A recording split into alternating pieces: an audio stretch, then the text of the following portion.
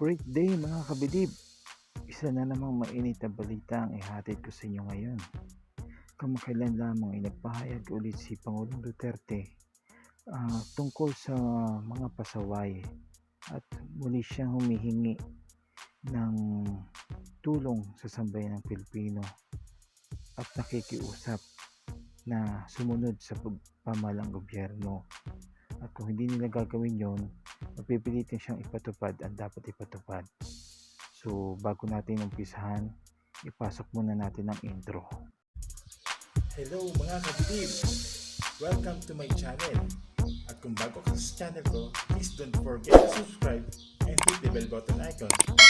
Like, share, and comment is highly appreciated. Stay tuned. Enjoy watching my videos. Ayun na nga mga kabilib. Dito lamang April 16 ay muli nagpahayag si Pangulong Duterte laban sa mga pasaway at bumabati ko sa kanya. Kaya nakikiusap siya na magkaroon tayo ng disiplina. Dahil kung hindi, mapipilitan siyang ipatupad ang batas militar. So para maintindihan nyo lahat ng sinasabi kong ito, maglaan kayo ng oras upang panoorin ng buo itong video na to. Dahil napaka-importante ng pahayag ni Pangulong Duterte ang binanggit niya rito. Nabanggit niya rin dito ang tungkol sa mga posibleng gamot sa COVID-19 na pinagdaraanan natin. So kung hindi tayo susunod sa kanya, ay malamang matatagalan pa bago tayo makaraos sa krisis na ito. Kaya panoorin nyo ang video ni Pangulong Duterte. Panginom, di ibigay ko na lang, there's not enough to go around. Hindi talaga magkasya. We're getting low sa supply ng pagkain na. Ilang araw na yung buong Pilipinas pinapakain mo. 18 million families. Sa isang pamilya, ilagay mo na lang 4, 5. Ilang bunganga yan. Yung counting natin na pamilya, in a family, magtanong tayo ilan sila. Kaya yung assistance binibigay ng gobyerno, dapat talaga gamitin ninyo sa wastong paraan. Now, for those people who are identified by the barangay captains and the mayors who are violating the quarantine, pasensya ho kayo. Help would not... kung gano'n may pera pala. So, kulang na kulang ibigay ko na lang talaga sa yung nangangailangan at wala nang puntahan. The thing is, you must not reduce the population into something like they are hopeless. And alam mo, itong mga nagbabatikos naman, there will always be a time for everything. And I hope that the next time, apang magsabi ako, maniwala kayo. Kasi po ako sabi, walang politika, hindi na po ako makatakbo. First and last ko to. And then but for the sake of the country, I will identify yung mga Pilipino na walang ginawa kung hindi magbatikos, maghanap ng mali. Para lang may masabi, at marinig sila ng mga tao. Yan ang iwasan ninyo. Yan yung naglalaro ng politika. At for so many years, ilang taon na sila nandyan, puro posturing, choy, pretty boy. Marami yan. So may mga babae rin na yak-yak ng yak-yak, wala namang ginagawa. Sa panahon nila, puro corruption. At mamakalinis. Huwag ko kayong makinig dyan. Dito kayo makinig sa gobyerno. Total, ako ang nagdadala. I'm telling you, we're doing everything honestly. Hindi kami humahawak ng pera. Maraming mga milyonaryo nagpunta, nagsabi, magbigay ng tulong, ipapadaan sa, alam mo na. Siyempre, para malaman ng presidente, talaga nagbigay sila. Sabi ko, hindi ako nagtatanggap ng pera. Idiretso ninyo yan doon sa ospital. Do not, I'd like to, this is also maybe for the information of everybody, do not come to me bringing money. I do not accept. Ayaw kong humawak ng pera. Kasi ayaw ko magkwenta. Pag siningil ka balang araw, saan yung... Ayaw ko ng ganun. Gusto ko wala. Para pagdating ng panahon, sabihin ko, ano kaya mo dyan? Ano bang hinawakan ko? Gaya ng itong mga komunista, mga left, intelligence fund. Intelligence fund, hangin yan. Kukolektahin yan. Tapos pagdating ngayon, itong budget na ito, yun ang guide natin paano gastusin sa nakolekta natin. Pero wala tayong pundo na paghati-hatian natin yan. Yung savings, iba yun. Yun ang ginagamit ko rin. Pag maubos yan, then we start to borrow. Pag wala nang naubos na yung pautang, then we sell the assets of the government. I hope that this dilemma that we are facing now will end soon. Lahat naman tayo nagdadasal. Ako, I seldom pray, believe me. Bihira ako na medyo, hindi naman nakaluhod, nakaupo lang sa kama, tapos calling the Almighty God to have mercy on His people for all mankind. Kasi ipit tayo. Kung wala na tayong ibang nasa kanto ka na eh. Wala ka na ibang matawagan. Hindi mo matawagan kung ano, mga eksperto hanggang ngayon. Nabubungo na kung paano nila gawin ang vaccine. But, sabi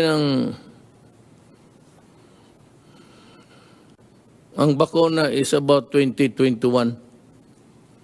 Ang bakuna. Pero yung ibang medisina, yung mga killer antibodies, nandyan na ata.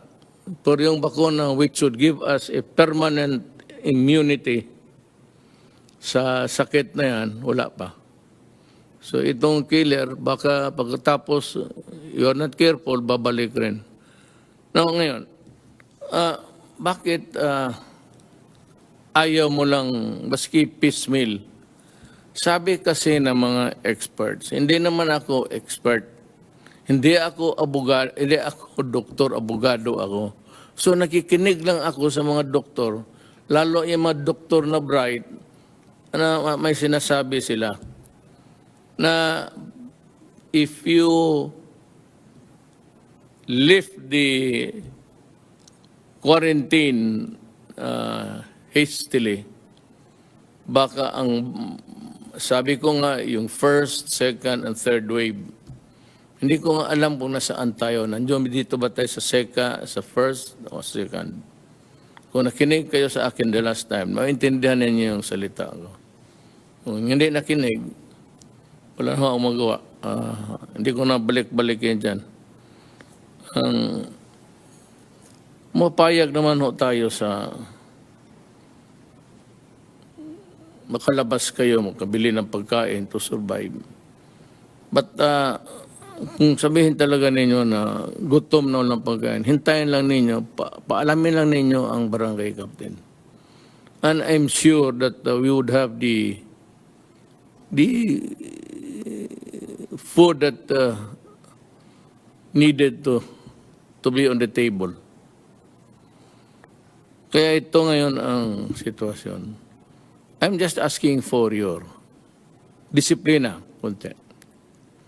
Kasi pag ayaw ninyong maniwala, mag-take over ang military pati police. I am ordering them now to be ready. Ang police pati military ang mag-enforce sa distance, social distance, at yung curfew. Sila na, parang martial law na rin. Mamili kayo. Ayaw ko. Pero pagka naipit na yung bayan at walang disiplina kayo, hindi na bali sana kung hindi kayo maniwala sa akin, no? Wala man ang paki. Hindi mo tayo kaibigan, hindi tayo kapartido, ayaw ninyo sa akin, hindi, okay lang. Pero ngayon, Anumang partido mo o anumang kulay mo, sumunod ka. Kasi pag hindi, ang kaharap mo sunod, ang militar na pati polis. Yan ang ano ko. Ngayon, kailan? Kailan talaga, estimate mo, bigyan mo kami. Baka next week. Every day they are at it. Kaya nga, nandyan sila nakatutok. Habulan sila ngayon. Pero alam ko, even before the vaccine, which yung isang malaking Johnson and Johnson, sabi nila that they are almost a mile away, 2021. Yung iba naman nagsabi that kung matsambahan nila, baka matsambahan nila, may medical studies na sila, clinical studies. Kung yung binigyan nila ng 50 persons, lumusot lahat na may COVID, baka swertihin tayo. Swerte yan ng kumpanya, swerte ng tao sa mundo. Ngayon, ang ating total, kita mo ang ating total, it's 5,660. Ano na lang kaya kung hindi tayo nag-lockdown? Dikit-dikit kaya sa MRT, nakatindig, nakamatabi, mag-ubo. Ano na lang kaya yun sa mall? Ano na lang kaya ang mangyari kung yan sa palengke? May mga palengke dito, okay lang. Survival to, pati kakain. So people will have to go to the palengke to buy food. Isa-isa na lang, magsakripisyo ka ng isa, huwag naman kayo lahat lumabas. Magsakripisyo ka lang ng isang tao sa pamilya ninyo. It could be your husband. Pero yan na, pagka nagkasakit, at least isa lang. Kisa magsabay kayo lahat, baski doon sa bahay, huwag kayong, lalo na kung may ubo, i-isolate mo na siya. Kung isa lang yung kwarto ninyo, di doon siya sa kanto. Maglagay kayo ng kumot dyan, ilatag mo dyan sa lugar niya para at least yung ubo niya. Dali naman yan. Yung ang panyo, lagyan mo lang alcohol, doon mo ibuga. Okay na siguro yan. Yung wala nang iba na kwarto ninyo mo, bili lang alcohol, mura. At least you can afford it. Sabi ko nga, kung ano lang, kamay-kamay lang, walang problema yan. Maglagay ka lang ng drum dyan, puno ng gasolina. Ilagay mo lang yung kamay mo dyan. Patay na yung... But these are things which we think that we'll have to resort to. In extremis, ika nga yung wala na. Ngayon, ang maganda nito, kasi 5,660 cases, ang 435 naka-recover. Ang 362 patay. Yan lang sa Pilipinas. Ewan ko sa probinsya, I do not have maybe this is yung data dito is all over the Philippines. Kaya hindi ko masisi yung anak ko na pati ako. Akala ko nagbibiro eh. Nung una sabi ko, uwi ako. Tapos sabi, tumawag kay Bong, sabihin mo kay Mayor, kaya hindi ko siya papayagan mag-landing. Siyempre, kung puntahan mo yung tower, tapos sabihin mo, huwag mong palandingin yan, wala tayong magawa. Yung tower, hindi magbigay ng go signal for you to land.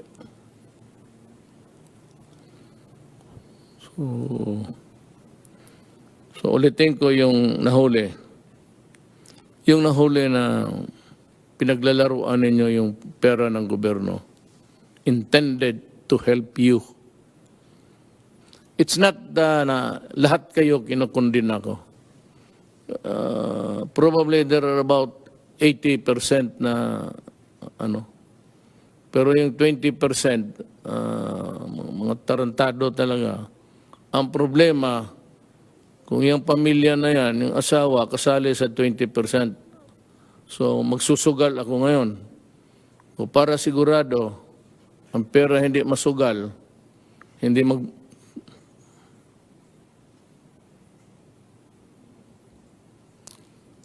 ibili ng alak, katarantaduhan. Yan, alam mo sa totoo lang kung maharap mo ako, maniwala ka hindi, sapakin kita. Totoo lang. Ngayon kang lumaban ka, pasensya ka.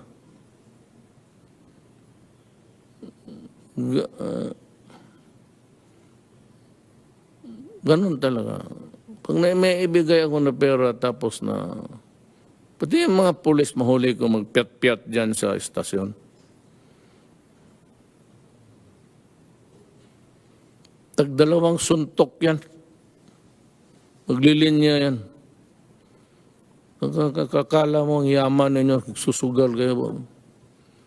Kulang na nga ang pera, buti ngayon, dublado na, isugal pa ninyo. At saka yung mga gagong pulis na sasabungan lang palagi. Wala na nga pera para pang pamilya, baldasin pa ninyo sa mga bagay ng inuman, sugat. Kaya sabi ko, maabutan ko kayo, maniwala ka, taga mo sa kung saan mo itaga yan. Sa bato, sa tubig, talagang sapakin kita. Ngayon, mag-away man tayo kasi masaktan ka. Di ikaw, anong gusto mo?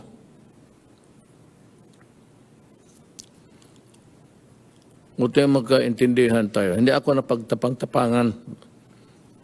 Lahat naman kayo matapang eh. Hindi nga kayo natatakot na mahuli na nagiinuman sa labas, nagsusugat. Kung ang tawag mo dyan, kung hindi, ano yan, kung hindi katapangan. So lahat tayo, parang inyong katapangan ninyo, let's say, mga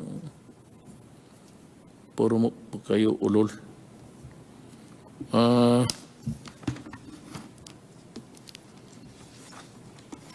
Itong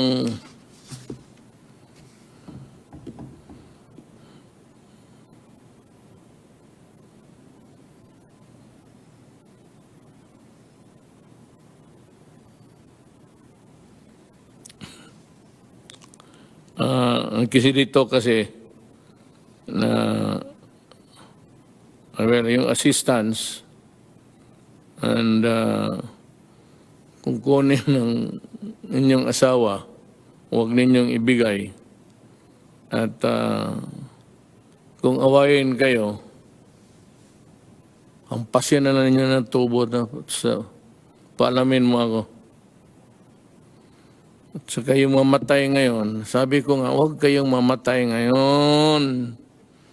Kayong mga matigas ang ulo. Kasi pag namatay ka at nalaman ng gobyerno na positive ka, o galing ka doon sa ospital, hindi na kailangan na ospital ka, positive ka lang, kukunin yung katawan ng patay mo, sa ayaw mo at sa hindi, that is to protect the greatest good for the greatest number.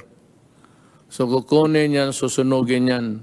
Sa ospital, mamatayan, hindi ka man makaakyat doon, ikarga ng, tapos ibaba doon sa morgue, tapos balutin, ikarga, tapos diretso na sa crematorium. Hindi mo na makita. Walang burol, bawal.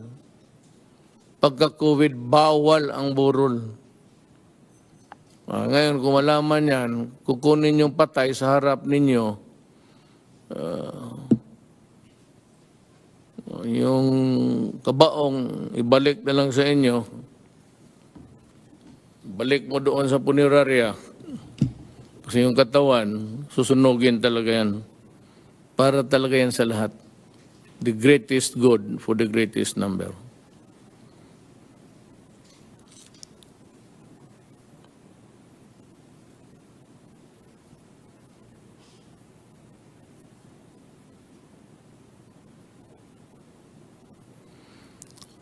Gobyerno lahat. hindi kayo makapili ng crematorium. The procedure as outlined by the Department of Health, hindi sa amin, masunod talaga. Ito namang may-ari ng crematorium, may I ask you to maintain yung presyo ng cremation before, ante-quarantine. Ibig sabihin, yung presyo na wala pa tayong problema, yun ang ibigay ninyo. Nakikiusap ako. Total negosyo yan eh. Kumikita kayo ng pera, sunusunog yung katawan. So, ngayon, kung taasan ninyo yung presyo, tapos iiwan ko yung patay dyan sa inyo. Sabi, sunog, magkano, ito. Tapos sabi ko, huwag niyong taasan ninyo. Tapos magsabi sila, tawag sa akin, Mayor, ayaw man, ganito yung presyo nila. Sige, iiwan niyang patay dyan. Iwan niya sa hagdanan nila. Bahala na sila niyan. Saka itong hospital, alam ko delikado. Alam ko in ordinary times, talagang unreasonable. But I said we have a crisis and it's killing people. Ngayon, pag sa ospital, wala kayong kwarto na segregated for COVID patients because doon sa ibang hospital sa ninyo gustong dalhin, mahirap yan. You better, pagka ganon, maghanap kayo ng kwarto dyan sa labas, ilagay ninyo yung pasyente doon. Or, bahala na kayo. It's up to you to maybe really yung hatiin mo yung isang ward, tapos sirahan mo at institute the measures to protect the people, including the health workers. 9 hospitals ang nagtanggi. Mahirap ito, maghanap ka pa ng Tagalog. There are 9 hospitals who refuse to accept patients. And therefore, we are calling, not after the COVID crisis, but I'd be asking today the Department of Health to start the investigation. And I'm sorry, but, there are rules to be followed. And when you begin to the rules, yan ang ganun tayo, kakaproblema tayo. Hospital kayo, you are the sanctuary of the sick. You do not choose the ailment of the patient you are accepting. It is not just simply not within your power. Morally, kaya maghanap kayo ng paraan kung how to deal with the problem because you are a hospital. But sabihin mo na papasukin mo, mahawala, then that's a problem.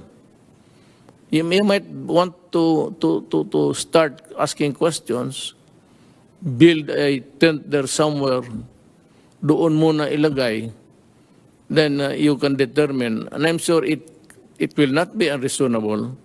You're also trying to protect everybody in the hospital, including the sick patients. So I can understand. You can build a makeshift thing, plus tent or what, and you can do the investigation there. At a distance.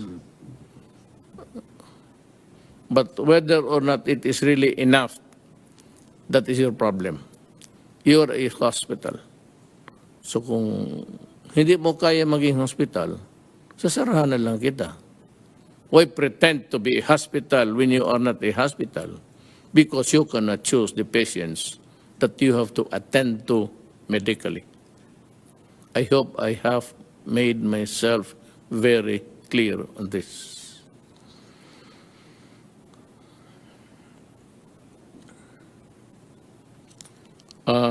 Also for the doctors to take note of what happened to the patient, because questions will be asked later, and you will be in a position to answer correctly.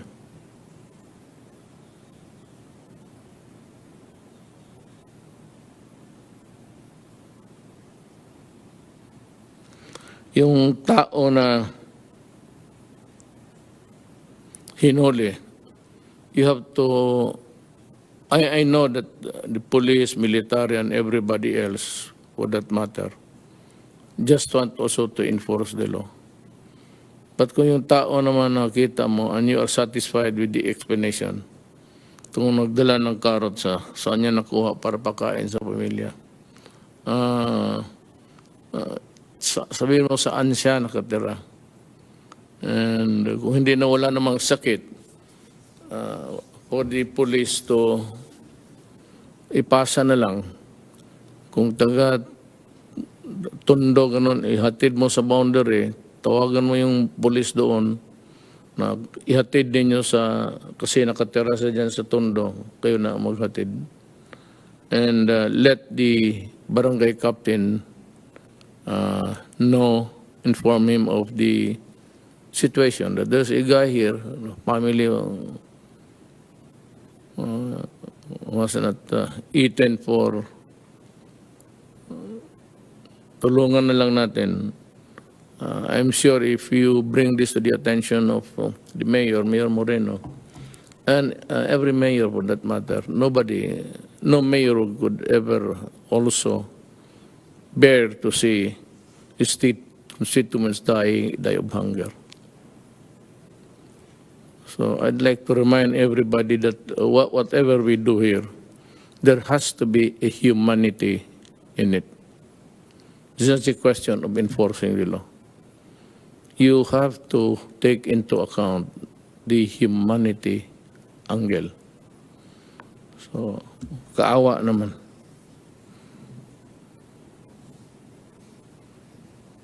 Konting tiis lang, sabi dito, kunting tiis nga, ako mismo, sabi ko sa iyo, 3 birthday. Ang masakit sa akin kasi ang nagbawal sa akin mag-land, ang anak ko. So sa panahong ito, kung ano yung pinapaira nila na batas, wala akong magawa. Because they're trying also to protect the people of Davao City. It might be a very noble gesture, but it can sometimes be cruel because people from the outside cannot enter. Davao. Maybe you are allowed to leave, but to enter, wala na pati yung mga bus galing Bukidnon, North Davao, Del Sur, Occidental. A lot of those residents may mga anak, nag-aaral. Ang problema, may lockdown. And you know, I have to admit it. This thing about sequestration or quarantine is a cruel. It's a cruel action by the government. Hindi madali ito. Pati ako nasasaktan. Problem is, kung magdikit-dikit kahit uli, palabasin ko kayo lahat, magsakay na naman kayo ng train, lalo na nga, marami ng puntahan kasi ilang araw na bara. Magdikit-dikit na naman tayo, isang ubo lang, haros yung. Kasi kung hindi ko nilockdown ang Pilipinas, kita mo yung mga bansa na, hindi naman, I don't know if it's kayabangan rin ng mga leader, ayaw. At dito tayo ang nauna sa Asia. Tayo talaga ang nauna sa Asia. Maybe, hindi naman ako nagyabang, maybe because I was really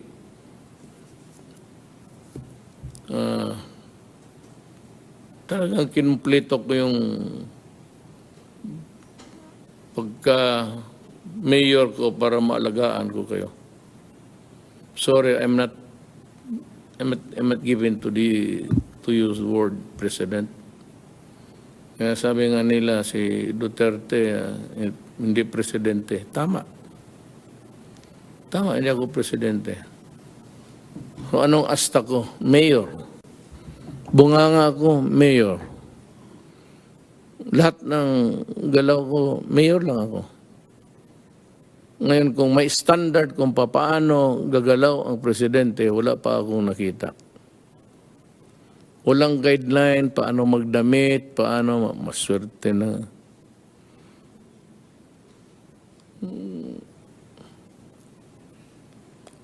Wala. Pero ito yung, ako yung si ako. Ako. So, hindi ako nananakot. Kasi wala naman akong, nananakot ako na mahawa kayo. Kasi sigurado patay. Paski sa bahay, yung huwag lang kayong magkadikit-dikit palagi, lalo na may isa o dalawa lumabas. You just try to keep a distance. Yung ano naman na hindi ka agad But most importantly, actually, is that you have a mask that is an effective thing. Huwag yung mask na nakalaylay tapos makapasok yung binuga mo na virus o virus para protektahan mo. No? Tiis ang ano dyan. Kalbaryo to, actually.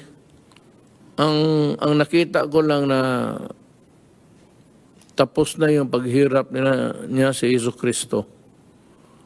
Kasi dumaan na ang Biyernes Santo, Sabado di Gloria, Sunday nabuhay na siya.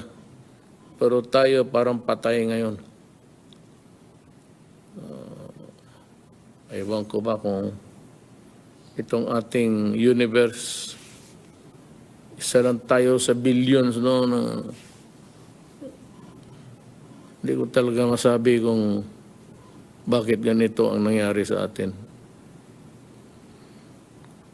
Sa bahay, mag-mask kayo. Siguro naman may namigay na ang pagkawala. Maghintay kayo because talagang biglaan ito all over the world.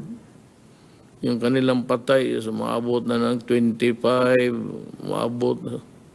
Araw-araw, ang patay nila is the other day sa America, I think, was 2,000. Mahirap talaga. Buti tayo ganito na. Dahil nga sa, hindi akin yan, ha? Baka sabihin mo, napakahusay ni Duterte kasi nag-lockdown.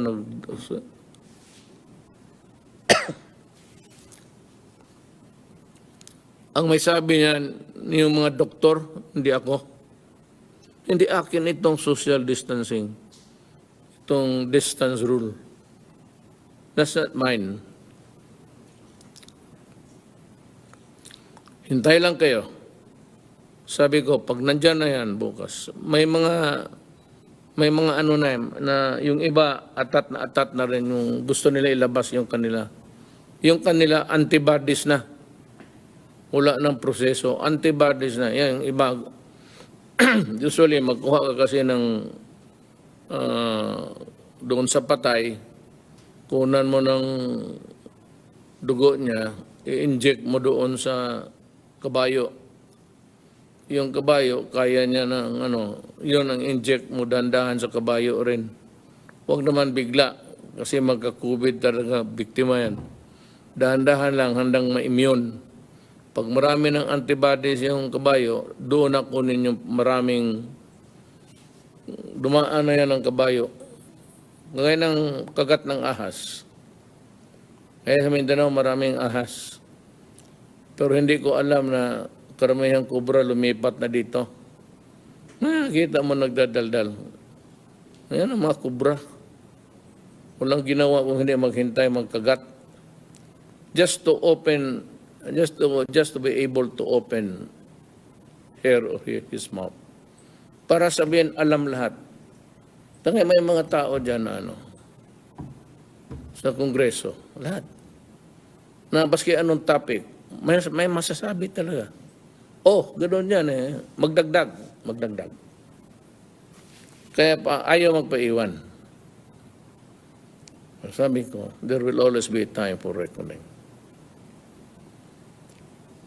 Dating ng eleksyon, sabihin ko sa inyo, kung sino yung tao na dapat pili. Pumili kayo ng baka may next COVID. Kikita mo naman kung sino-sino sila. Ano ang nagawa? Ito lang tanong ko.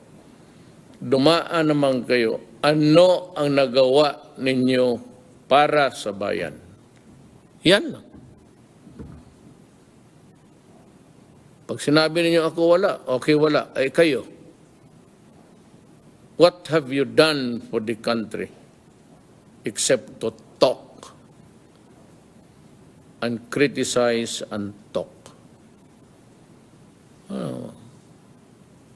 Pilipino naman, nakikinig ka dyan sa mga, babasa ka dyan sa mga Facebook. Tapos pagdating ng panahon ng kamatayan, ito lahat bagsak ka na. Then you look to government for succor.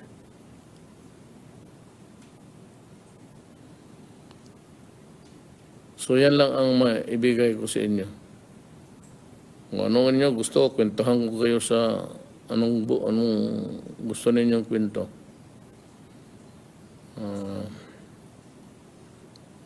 Wala nga. Not in the last generation, even during the war. Sabi nila, yung matatanda. Ngayon lang talaga sila nagkaroon ng experience na ganito. Tako tayo sa bahay.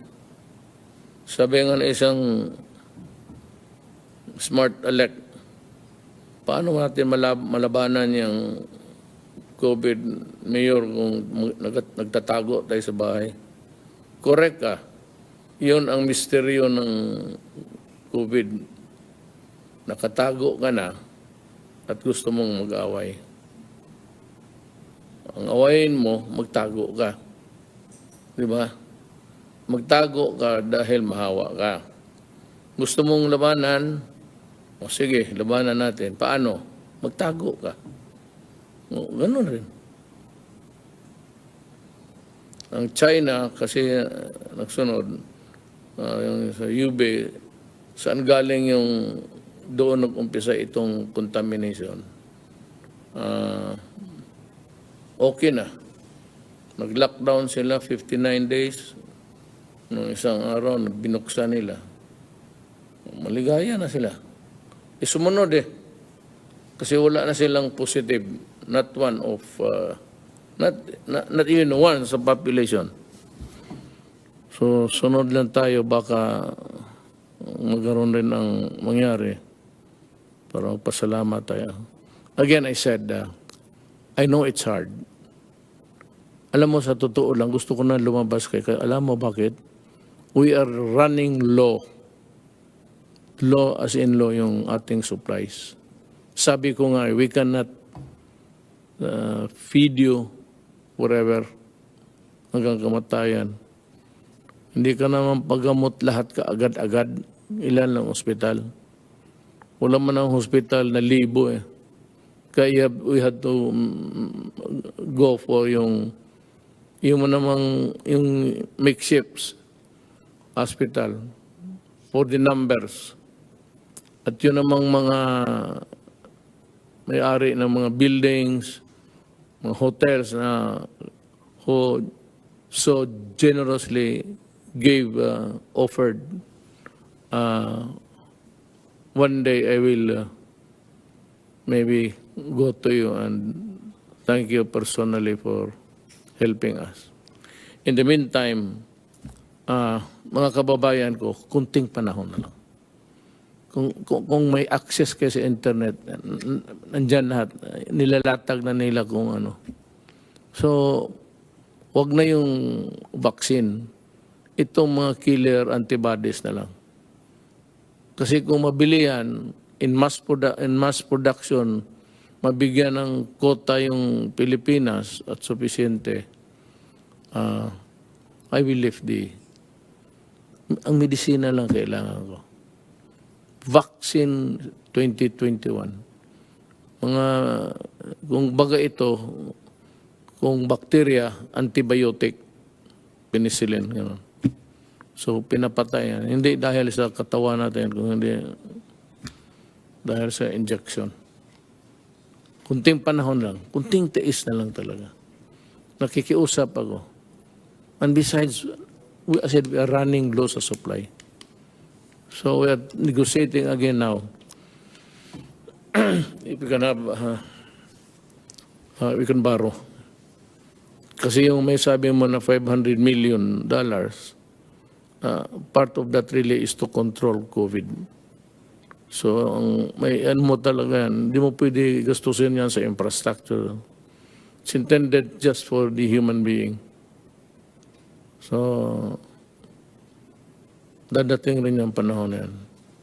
In the fullness of God's time, the antibodies and the vaccines will come. Maraming salamat po. Okay, so napanood nyo na yung video ni Pangulong Duterte. So sana naman tayong lahat ay may natutunan dito. Dahil napakalinaw at napakaliwanag ng kanyang mga sinabi sa kanyang pahayag. Wala siyang ibang ninais kundi ang ikabubuti ng lahat ng sambayan ng Pilipino. At doon sa mga bumabati ko sa kanya, sana naman po ay matauhan kayo sa mga pinagsasabi ninyo dahil kahit sino naman po ang pumesto bilang isang presidente ay hindi ganun kadali ang kanyang tungkulin. So kung yun mga gusto ninyo maging presidente, sa tingin nyo magagawa ba nila yun? So para sa akin, isang magandang halimbawa si Pangulong Duterte na dapat sundin. Maraming salamat po.